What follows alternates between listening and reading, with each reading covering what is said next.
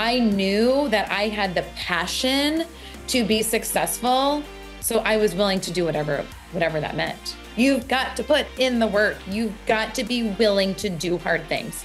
You have to be willing to do what others wouldn't do. Welcome to Direct Selling Shift, an exclusive podcast by DSN.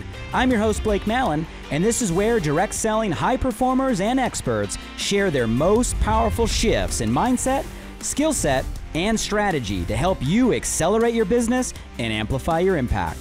I challenge you to be present, open your mind, and let the shift begin.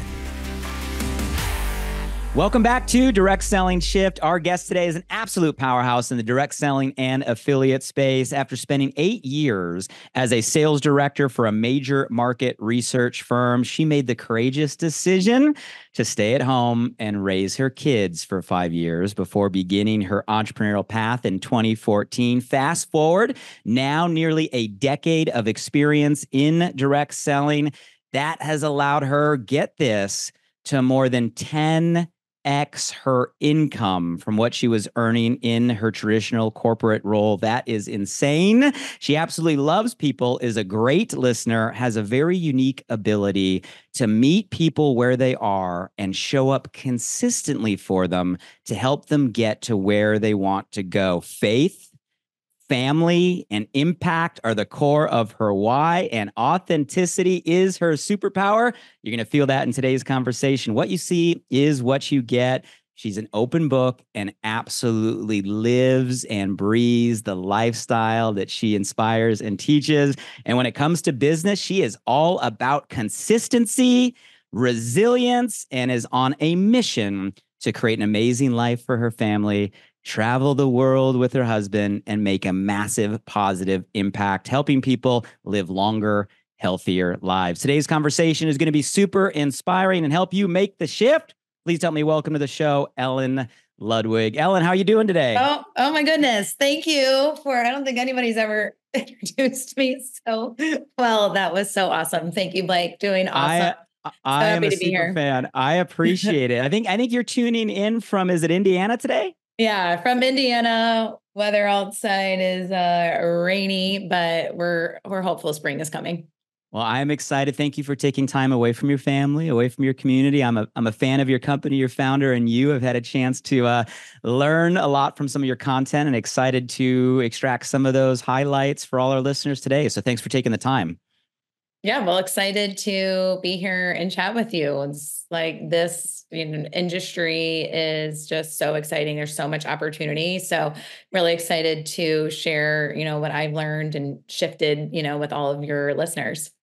Well, I appreciate it. So I'm interested, why don't we kind of start with just kind of parts of your story? I know now, almost a decade in the space, but prior to that, tell us about kind of those two moments, maybe the moment when you made the decision to exit kind of the traditional path and stay at home as a mom, because that's a big decision in life. So I'm curious where you were in that moment. And then 5 years after that, what was the moment that made you leap into this crazy world of entrepreneurship? Yeah, absolutely. I love this story. So I was in corporate America market research for 8 years. I wanted to stay home and have my daughter. I knew that I always wanted to be home, but when I was young, my life goal was to be a CEO of a company. I always knew I wanted to be at the top. I wanted to be super successful. And, I worked my way for 8 years, as much as you can work, your way up, for 8 years. It definitely wasn't, I was, somewhat successful, definitely not anywhere near the top at, the age that I was in my upper 20s. So I decided to stay home. I've always been into health and fitness. Mm-hmm. And the funny thing, I was like, well, maybe I'll be a personal trainer. And I was like, well, why would I be a personal trainer? Because then I'm going to have to go train clients in the early, I'm going to have to get away from my family. I'm going to have to train clients early in the morning or at dinner time. So that wasn't going to work. So I had this idea that I wanted to do virtual fitness classes for my friends, because at the time I was working out in my bedroom in a 2-bedroom condo in Chicago, and I was writing my own fitness classes and I was sharing them with my friends.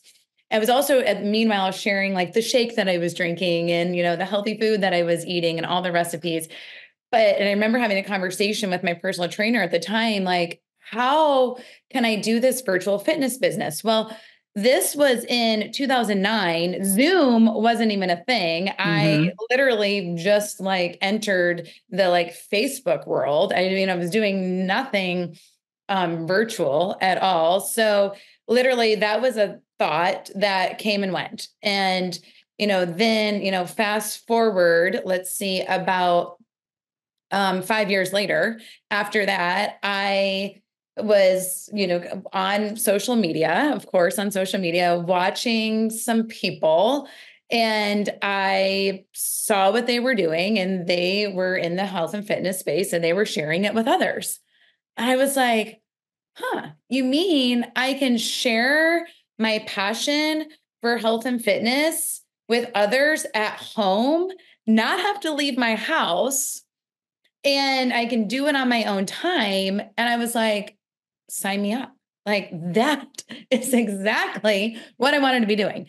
So I very quickly learned about that opportunity and quickly dove in. I mean, I had no social media experience. I always say I was that like silent like stalker. I didn't even like barely post pictures of my kids, but I knew, I was like, wow, like all I have to do is show up on this platform.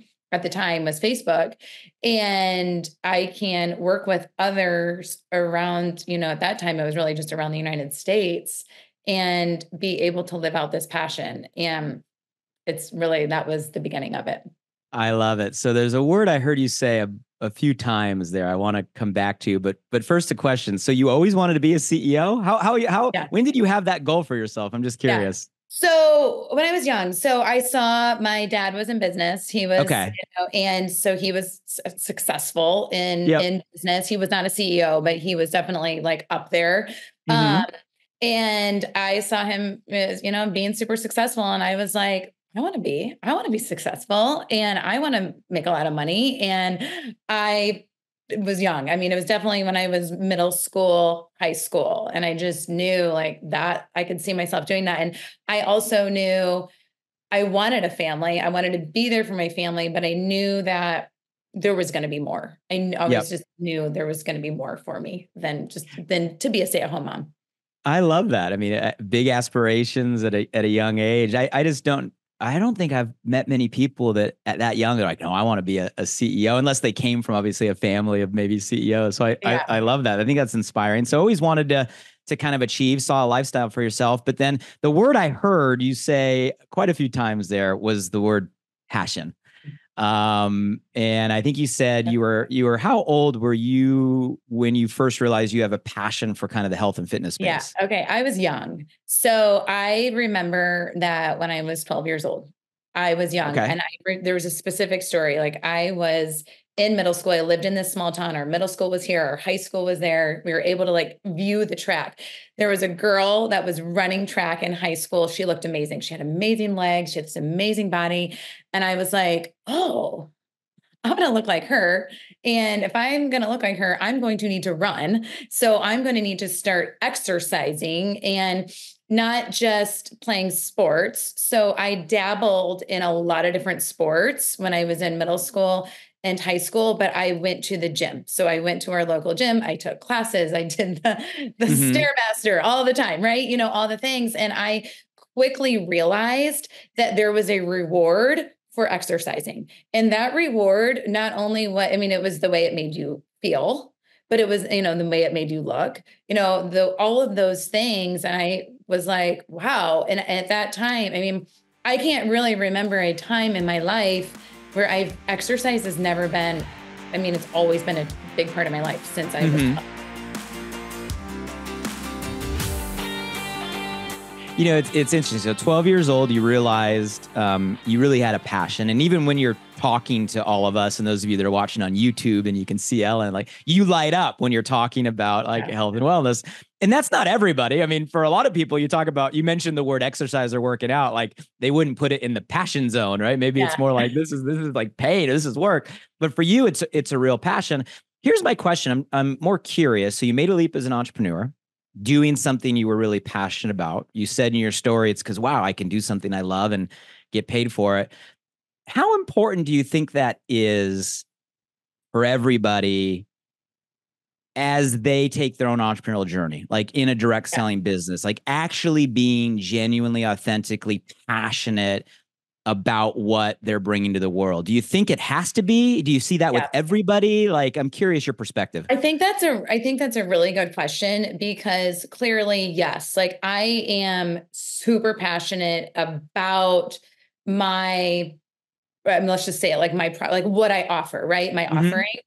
But there's a lot of entrepreneurial opportunities, like, I don't know, selling clothes or selling bags or, some other product that you may not at the beginning, you may not be like, I'm like, let's just say I'm like selling cups, right? Let's just say, okay, I'm Mm-hmm. selling cups.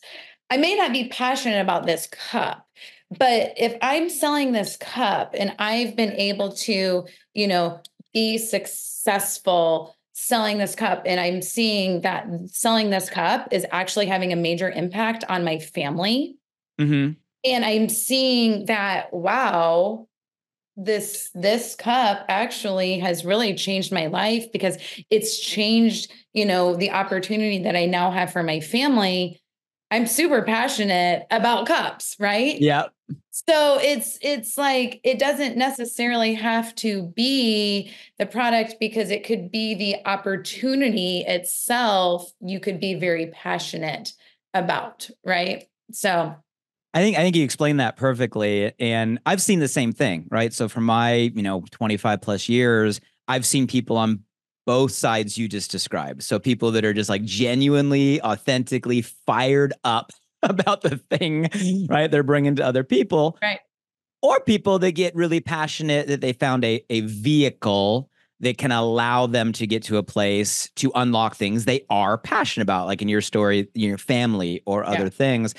But would you say that regardless of if it's the actual thing we're bringing or that's a vehicle or a means to something else, would you say that passion, it's important to find a Yeah. passion in something to bring a fire Ab- as an ab- entrepreneur, and why? Absolutely. Absolutely. Because I think, I mean, passion absolutely is going to fuel your fire. Passion is what's going to get you out of bed every day, excited about what you're doing, right? If you don't have that and you lack that, I mean, it's passion and purpose. Those things go hand in hand. So if you're lacking that, then how are you going to get excited? And honestly, that's where a lot of people in corporate America, I mean, my husband is totally jealous of me because he's not passionate about his job, and it's just not. There's so many people. When I was in corporate America and I worked for market research, I mean, I'm a very positive person. So I mean, believe it or not, like I probably found passion in, market research data because it was helping other people, but not really, so it's really hard to show up with consistency every single day if you're not passionate about what you're Mm-hmm. doing. I love the way you're explaining all that. And that's the truth, right? And especially for most people that enter a direct selling business or an affiliate business, because of the nature of how we all are brought up, we're probably coming from a traditional job, right? Where we're told to kind of clock in, clock out, what to do, what we have to do. Yeah. And as an entrepreneur, like you said, you're not going to have the energy to put into what it really takes to control your own calendar unless you associate passion to something. So for all the listeners out there, take a page from Ellen here. You got to find passion in something you're doing, whether it's the direct value you're bringing to the world or a means to what that can do for you and your family. I think that's key to bring that fire. With your current company and brand, and like I said, I'm a fan. I also know that they're similar to most direct selling companies in that when you kind of made the leap, they are very intentional about kind of the program, right? Like Yep. here is a business structure, here is a program. When you become a promoter, a consultant, distributor, a coach, whatever term, you're kind of like buying into an existing program that you get to kind of, take as your own.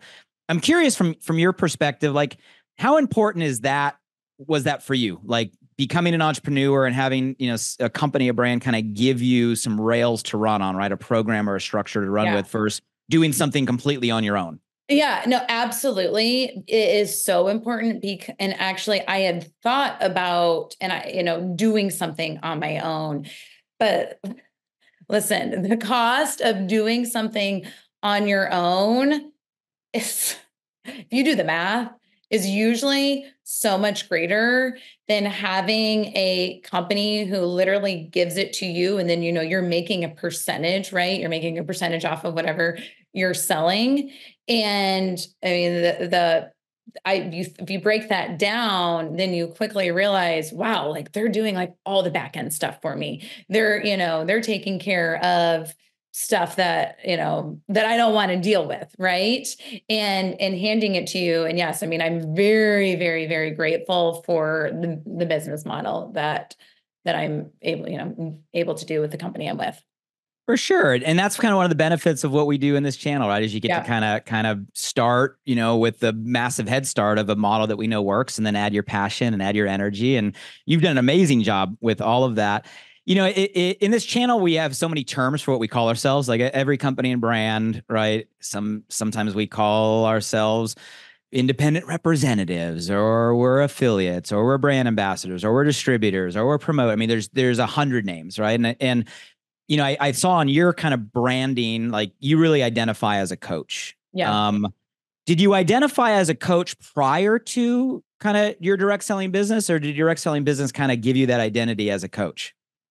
I would say my direct selling business gave me that the identity as a coach. Definitely. Like, as I said, before I got into, 10 years ago, when I was a stay-at-home mom, I was basically doing what I'm doing now, sharing workouts, sharing recipes, sharing my lifestyle with my friends, but it was not directly like coaching them.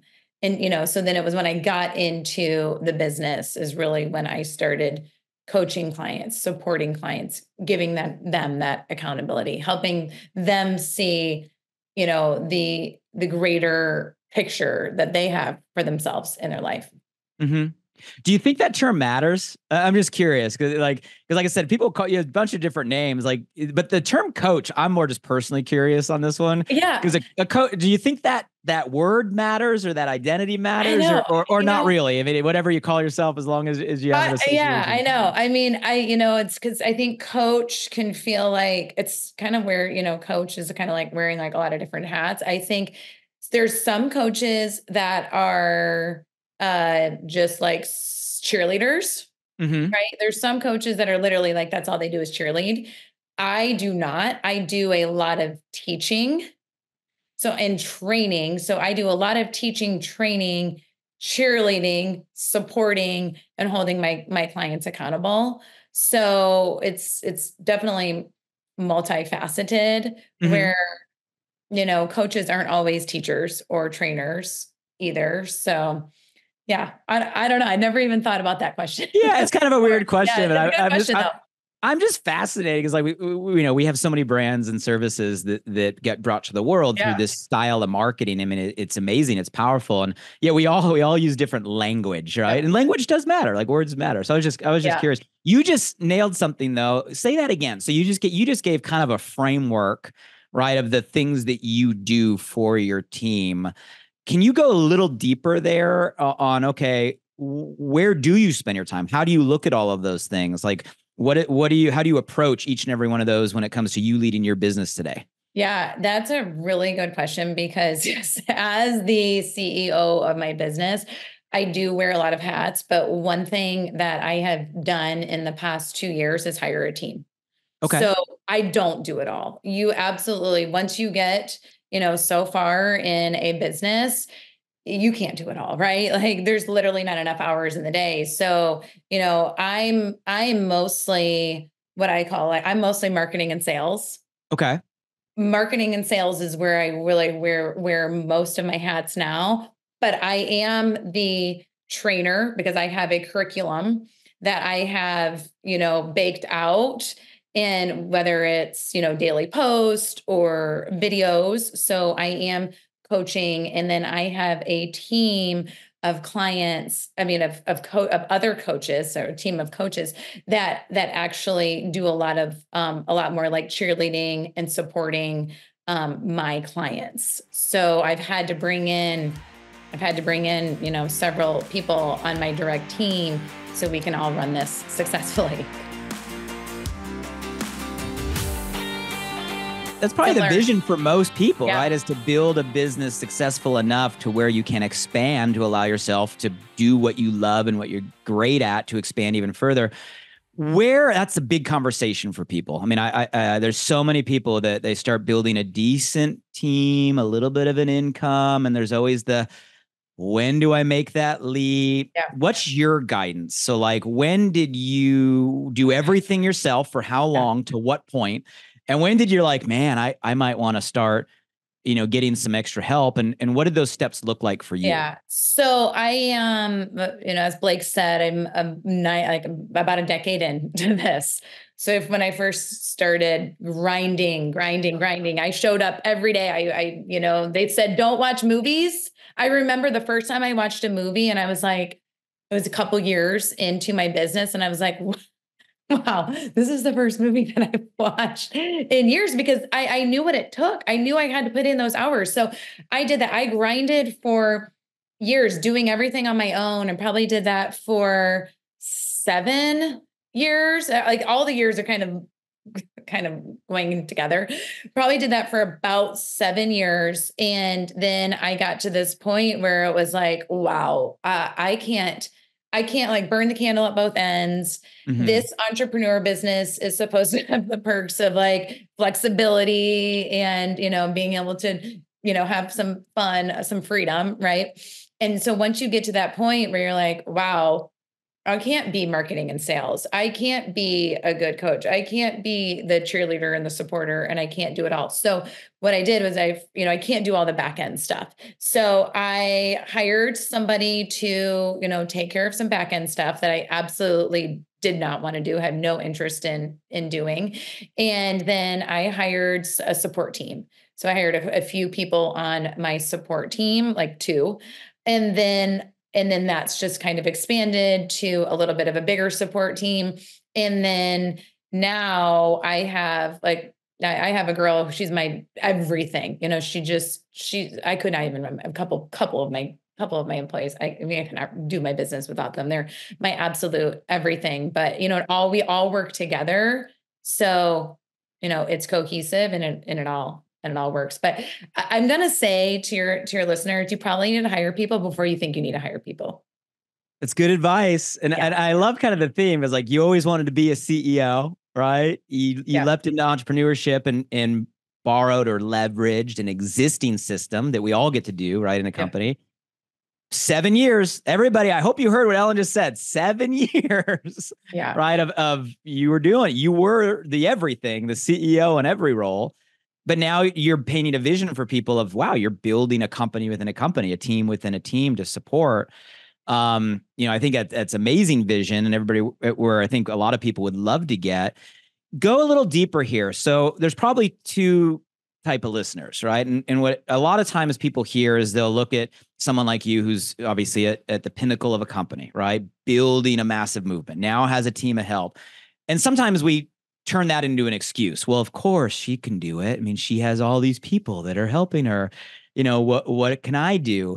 Yeah. What did a day in your life look like in those first 7 years, right? When you were in the build mode. And then what does a day in your life look like today, right? As Ellen of today, when it comes to your business? Yeah, that's a good question. So as I said, like before in the beginning years, I mean, it would be getting up, working out really early because I had young kids. So I had to get that done. That was like my business, but that was also my passion. So, you do that, get the kids off. And, if they were like in preschool or whatever, I would work, the whole time that they were in school. Then, I mean, just going to be honest, my son would come home and I would pop a laptop or an iPad in front of him. I mean, I very much sacrificed. I poured myself into my business and not my family in my early years. And now I've kind of shifted those things, but I did what I had to do because I was willing to do things that other people weren't willing to do, right? Like that's what being an entrepreneur is, willing to do things that other people aren't willing to do to be successful. So come home. I mean, I'm working like, maybe take a little bit of break, but, grinding it in front of the computer most of the day, then maybe taking a break, in the afternoon for dinner and afternoon time, and then back on at night and work and, on my phone, mostly like on my phone, sending I did a lot of messaging, tons and tons of messaging to like cold people, a lot of like cold lead messaging at that time. And I would work until I went to bed, and then I'd go to bed. And like I said, I didn't watch movies. I didn't watch TV. I did my personal development in the morning along with my workout. That was a big part of what I would do in the morning. And I did that for a long time. And then, like I said, then I kind of shifted.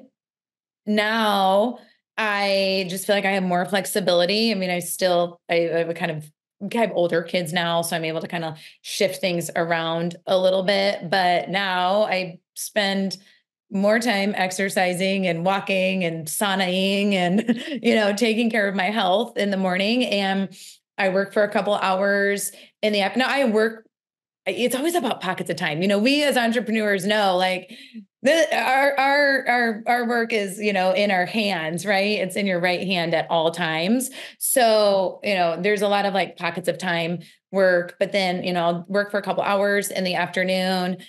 Usually before my kids get home, I'm able to have more time with them, more free time. And I don't, it kind of depends on the evening, but I'm definitely not working until I go to sleep. I'm definitely watching movies. I'm watching shows with my husband before bed now. Like, I have more free time now. I can go on vacation now and know that my business is taken care of. Mm-hmm. And there were years and years when I was like, I don't even know how do I schedule a vacation? And I mean, I'm still showing up every day on vacation because I'm still showing up on social media every day. Again, this isn't like just going the business, the business doesn't sleep ever. Mm-hmm. I do work every weekend. I can't imagine not working on a Saturday or a Sunday, but I always look at that as like sacrifice, because if I want to go get a facial on a Tuesday or a massage or whatever, I can, because I know it's there. I do it every day. So the Ellen of today, looking back on the Ellen, those first 3, 4, 5, 6, 7 years, my question for the Ellen of today is, was it worth it? Absolutely. Yes, yes, yes, yes. 100%. Like I said, yes. You've got to put in the work. You've got to be willing to do hard things. You have to be willing to do what others wouldn't do.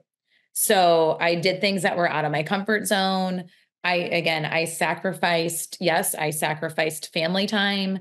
And that's just a personal decision. I'm not saying that everyone has to sacrifice family time or stick their toddlers in front of an iPad, but it's just a personal decision. I wanted to be successful. I knew that I had the passion to be successful. So I was willing to do whatever that meant. I appreciate you being so direct and just being real, because you have to do the work, right? And it's so easy to see people that are 10 years in or at the top of a rewards plan or on Instagram, right? Posting the how they're spending their days, and think that that's where you start. It doesn't matter who you are, what business you're in, what product you're promoting.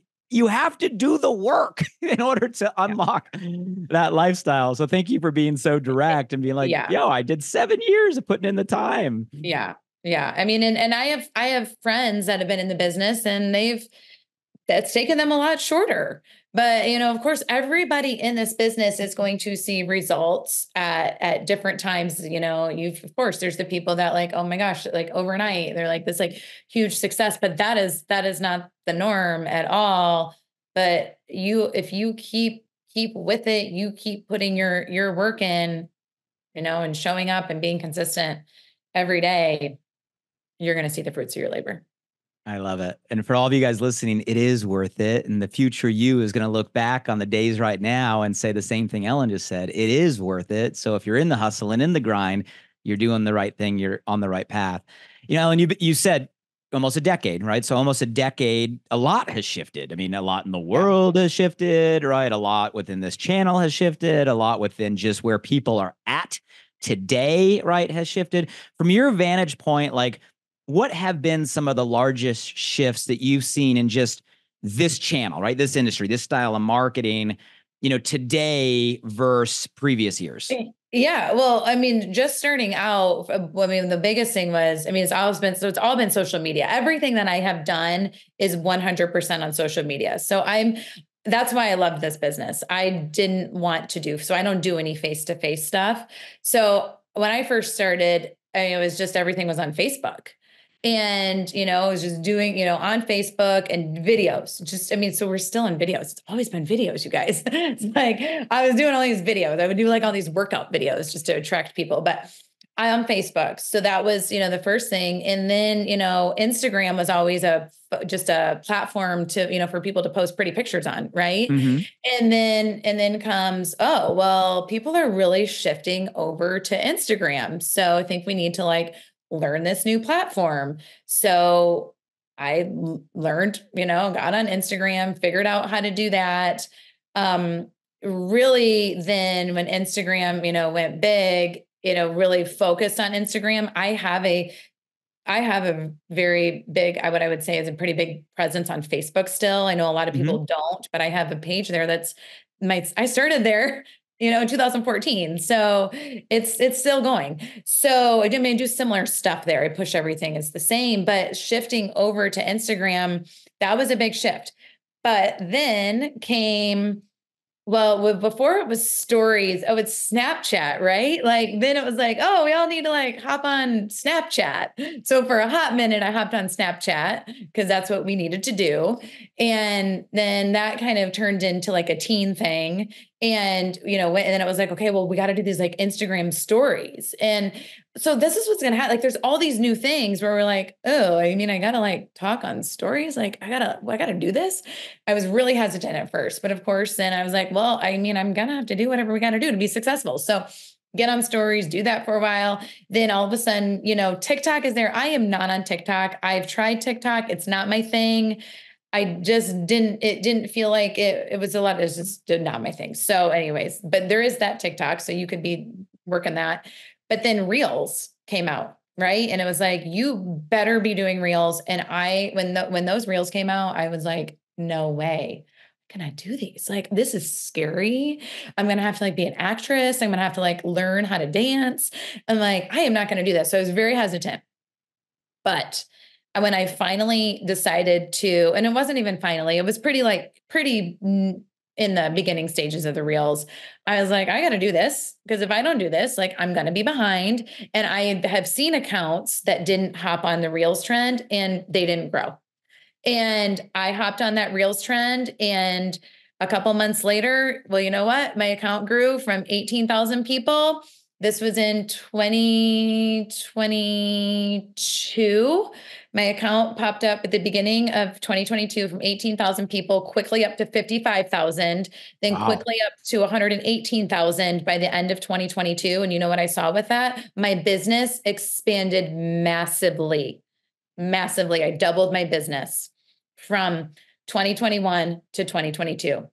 And that was because I started doing Reels, and I did not let that fear of what are people going to think of me? I'm going to be an actress, I didn't let that fear hold me back. So, and I've kept on it, and, I've seen some, and it's a crapshoot. Instagram is a total crapshoot. I mean, I'm sure many of you are I'm doing all the right things and I have no followers, and so it is literally the Instagram gods blessed me, but I believe they blessed me because I was consistent and I put out content that was valuable, that people wanted. Mm-hmm. And so that to me, again, just sort of making those social media shifts is really my whole business is from social media. I want to extract real quick and highlight, guys, there's huge lessons in the experience that Ellen just shared. Because looking back, it might have been Facebook to Instagram, and, Instagram maybe to TikTok. You did the jump or you didn't make the jump, or post to Reels, all these things, Snapchat for a hot minute. But here's the truth. it's always going to be that way. Technology by definition is always going to be evolving. So that may be looking at yesterday, but looking at tomorrow, it's going to have different names and be different features and different things, but the principles remain the same. And Ellen, what I'm hearing is you embraced the shift. You were willing to jump in and try new things, find what works, not do the things that didn't resonate, do more of the things that were getting results. And I think that's always going to be the case. But diving to work, so you said all. So like literally 100% of your business right now is social media driven. There's nothing happening like in person. Like, no, none. Okay. 100%. None. And you said Nope. platforms. You're saying for you, it's like Facebook, Instagram right now? Facebook, Instagram. Yeah. My Facebook page definitely took a hiatus for a while, and it's like really picked up. I don't know. All of a sudden I'm like, there's people on Facebook. My demographic of women is 40s, 50s, 60s, and 70s, believe it or not. And I do feel like there's, I'm going to be 45 in a couple of weeks. So Happy birthday coming up. Yeah. Thank you. I still feel like there's that older generation that is like still on Facebook. So don't ever exclude it. I mean, if it worked for you in the past, maybe it may work for you. So I mean, you knew your demographic just like that. How important is understanding a niche, so to speak, or a demographic or positioning? Is that important in our approach on social media? Absolutely. That is definitely another shift that I made, is talking to my ideal client. You absolutely need to know everything about your ideal client. Okay. It's like, who is she? What does she want? What does she think she needs to do? What does she actually need to do? What are her desired results? What are the results that you're actually going to get her? Okay. It's like six buckets, about 5 or 6 buckets. If you take the time to go through your ideal client, and in nearly every single post, you're talking to your ideal client, she's going to come to you, or he's going to come to you, whoever it is, he, she, whatever, it's like, why, whoever you're selling this cup to, like, who is that? Like, why do they need the cup? What's the cup going to do for them? All the things you need to know that. And if you don't know that about your client, or your potential buyer, you're missing the mark, because then you're trying to you're just like casting this like wide net to everyone, instead of talking to the one person that's like, oh yeah. I mean, the way I look at it is either they come across my reel comes across or my post, whatever it is, comes across their feed, and they're like shaking their head, and they're like, she gets me. I need this. She knows exactly what I need. Or they're at home and they're like, oh, I'm like not feeling really good. I need to like lose weight. Like, oh yeah, there's that girl on the internet. Her name is Ludwig. I need to go find her, and I need to go reach out to her. I mean, beautifully put. And when you were explaining that, you kind of put the visual in my head of, if you're just blasting content out in any direction for anyone, it's kind of like you're being a floodlight. But if you know who your target demographic, your avatars, you're saying your ideal client is, you kind of take that energy and focus it as a laser, right, to who you are going to support. So is that the way you think about creating content? So you answer these buckets you just eloquently gave us, and now you're going to create your reels or your posts or your stories. So are you literally thinking about the answers to those questions when you're creating that content? What does that look like for you? Always.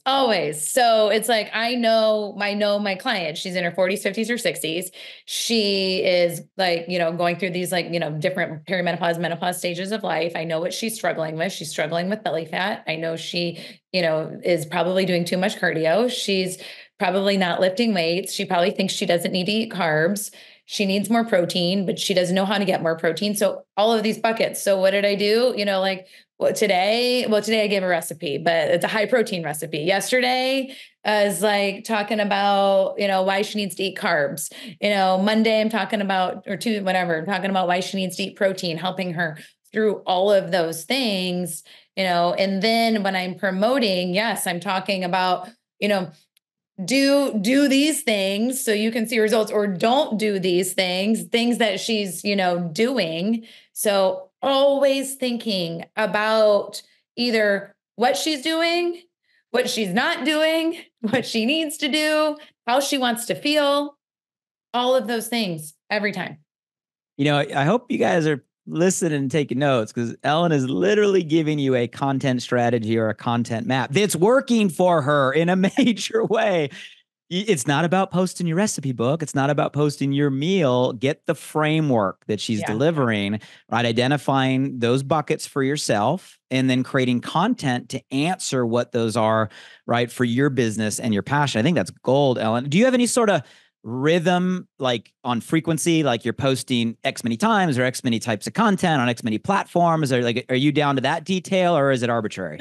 I mean, I post every day. So, I do one post a day. I don't do more than one post a day. Honestly, you hear everything, right? You hear the social media gurus that are like, oh, you need to post like 3 to 5 times a day. I'm like, people do not need to see me constantly in their news feed, because you know what? If they start seeing me constantly, then they're going to be like tuning me out. Okay. So that's my personal opinion. I just don't think that I need to do more than one a day. I'm like, I need to nail it, instead of like putting out a bunch of content that might not be stellar.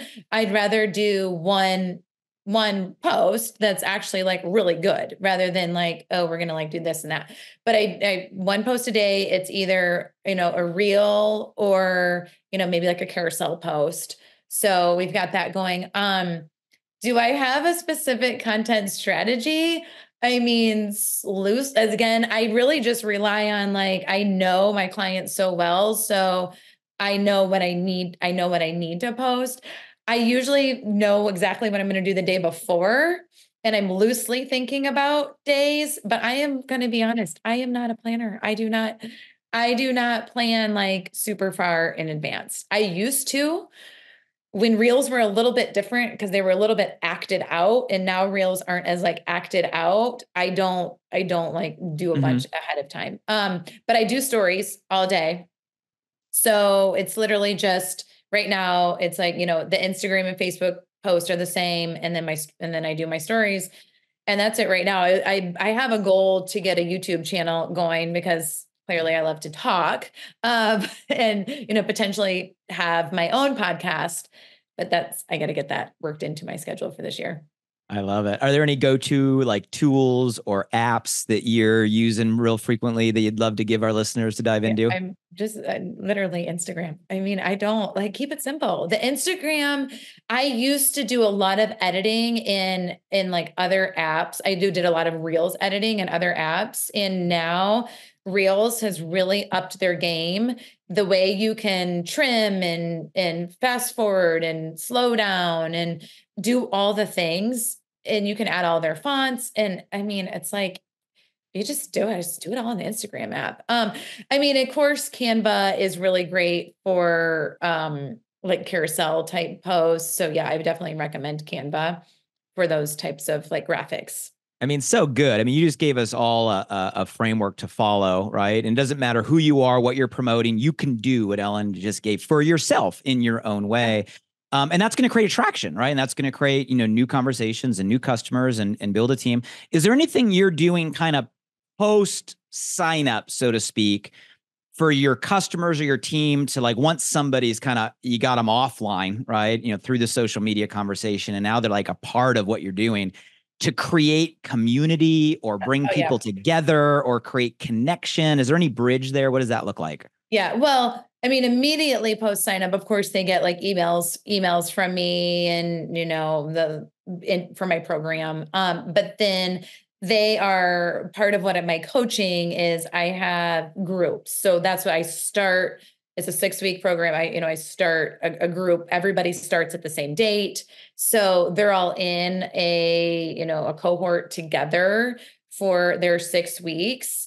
And then they move into my larger community. So after they go through their 6 weeks, and then they continue on with me, they are in a larger community. And I always tell them I have the best community ever I swear I have the most amazing clients.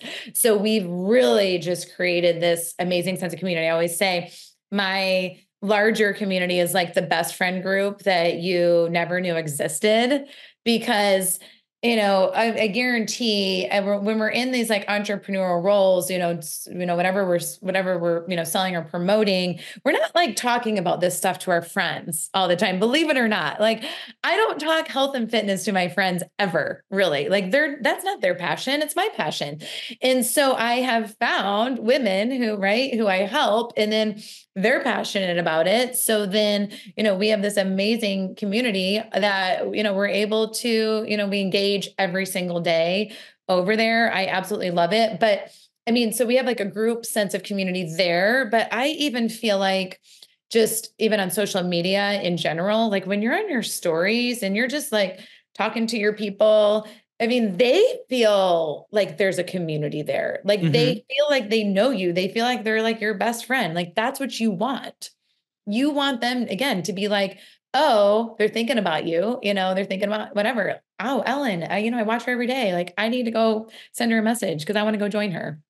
That's a great point. I mean, if you know your demo, you're creating your content, you're kind of speaking to them. They feel like you're speaking right to them because of what you said earlier. It does create kind of a community even online. But what you said is actually a really unique kind of system where you said, okay, once someone becomes a customer, you're putting them in a community for 6 weeks. You use the word cohort, right? A group together before they go into the massive kind of full group community, which I think is probably something that's unique. If I were to poll the whole industry, I think a lot of people, they come through the front door and they instantly go to the big group. They don't have this kind of onboarding bubble. What is that? When you say community, is that like a WhatsApp group, a Telegram group, a Facebook group, Zoom calls? It's a Facebook group. It's a Facebook group, and they get a daily post in there that's either like an education post or they get videos from me. So I have a lot of videos, pre-recorded videos that I do for them. And we do that for the first 6 weeks. And then when I'm in my bigger community, that's where then we might do like some live Zoom calls together as a group, Facebook lives, that kind of thing. But yeah, absolutely. Getting new clients, new buyers, new, whatever you're selling in together at one time and in a small environment, it just makes it so much less intimidating. So then if they're thrown into, a bigger group, they kind of know what they're doing before they get into the big group. I think that's so profound. I mean, it's simple, but like you said, if it's a smaller group, right? They feel more seen and heard before they're kind of thrown into a bigger group, right? So there's that recognition and belonging thing there. But there's also maybe more the practical that for new people, there's basic stuff you got to teach them, and you're going to tell to them. And if you can't just be saying that same thing over and over again to people that have been around for a long time, that'll get really old. So it allows you to kind of speak what matters to the people that it matters most. And I guarantee you, although for you, that's probably simple, for listeners out there, maybe consider like, is there a group or a community you're building for whatever your new classes are before they're moving on to the broader? And what does that look like for you? I think that's a great insight. I want to leave time for kind of like closing thoughts or anything on your mind or your heart. This has already been gold. I love, kind of the mindset stuff at the beginning, but also just you're getting really tactical with us on social. And I know you're great. You're one of the best in the space at what you're doing there. So I hope our listeners take this stuff and apply it. But before we go to closing thoughts or anything you want to, can I do a quick like rapid fire round with you? These are questions I've asked most guests kind of similar questions. Okay. And there's no right or wrong answer. This is just one sentence, right? No more than kind of one sentence replies. Okay. First thing that comes to your mind. So the show is around shifts. And you've already given us some of the key shifts in your life and on your journey. I'm curious if you were to look back on your professional life, right? So that decade career in this channel, at all of it, what's one of the biggest shifts, a mind shift, a perspective shift? You went from thinking one way to thinking another that has helped you get to where you are today professionally. Well, one of the big shifts was, right in like about 2018, I had a feeling of I was made for more. I was, again, as I said, I was grinding it for years, and I just knew that my potential was so much bigger than what I was doing at that moment. So I did make a shift, and I had shifted to another company and made some massive impact when I did that. I mean, that's a powerful belief though, right? Is coming to the realization, and regardless of what track we're on right now, but like, I'm made for more. I'm made for more. I love that. And I think everybody that makes a change in their life, right? They come to the realization, the path they're on, you're made for more. So I think that's powerful. Same question for your personal life. So let's put business aside, Okay. right? Ellen as a mom, right? As a wife, as a friend, like your personal life. Same question. Has there been any significant shift and your journey personally that has allowed you to become who you are today? I know. I mean, that's a really good question because I feel like just doing, literally getting into like the direct selling, this space is what totally changed my life. Literally from being a stay-at-home mom to saying yes to this opportunity was, I mean, and that's my life now. I mean, there's really nothing else that has been so massive besides like having kids, but it's just like given, right? But I would say, I mean, saying yes to this opportunity, I can't believe, I was just saying, I can't believe it's going to be 10 years here in a couple months. So that would be the biggest shift. And I know you said personal life, but that's it. No, it's great. It affects everything. Yeah. So one last. This is more like a visionary question, right? So I love that we get a chance through the DSN platform to get maybe reach right through these conversations, and I hope this conversation just goes out to the whole industry. I mean, everybody can grab some nuggets from what you've given us today and can use it to accelerate their business. But, last stat I read was we're around, I don't know, 115 million people across the world that are coaches, distributors, consultants, right? Representatives of brands through this channel. And I often just wonder, like, what would happen if you had the power to like snap your fingers right now? And this is like Inception style. Immediately give every single one of those 115 million people across the world a single belief shift. If you had that power right now, what gift, right? What shift would you give everybody across the channel today? Yeah. Again, I think it's sort of that I'm made for more. And you have to believe in yourself. I have a really big goal for myself for this year. And just for example, like I say it out loud to my friend, my other friends in the business, like I am going to do this year. I am going to do that. I know I'm going to do that. So you have to believe in yourself. If you don't believe in yourself and you don't believe you're capable of doing and achieving, what you want to achieve, then, nobody's going to do it for you. It starts with you. So you have to, again, like you are made for more. And you start by believing in yourself and believing that you can do that and speaking that to truth. So then it happens. I know that's kind of woo woo, like wonky, maybe like manifestation, but there is, and I know, I mean, if you're doing any personal development, which I'm hopefully everybody is or has done, you have to manifest all of those positive thoughts because you have to believe it. So it will happen.